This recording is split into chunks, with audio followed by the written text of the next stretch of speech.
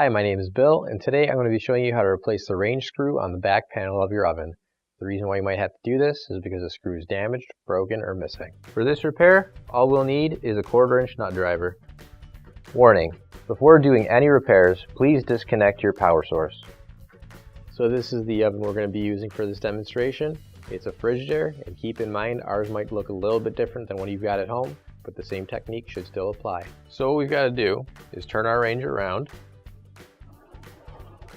And you'll see we've got a bunch of screws holding this panel on.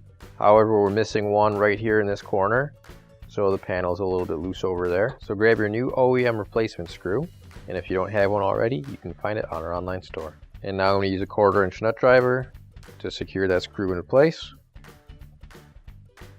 And once that's done, we can turn our range back around and the repair is complete. So what kind of egg do bad chickens lay? Deviled eggs. Finally, don't forget to plug in your appliance.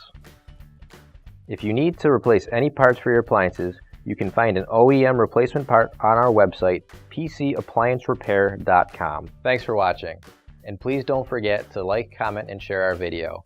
Also, don't forget to subscribe to our channel. Your support helps us make more videos just like these for you to watch for free.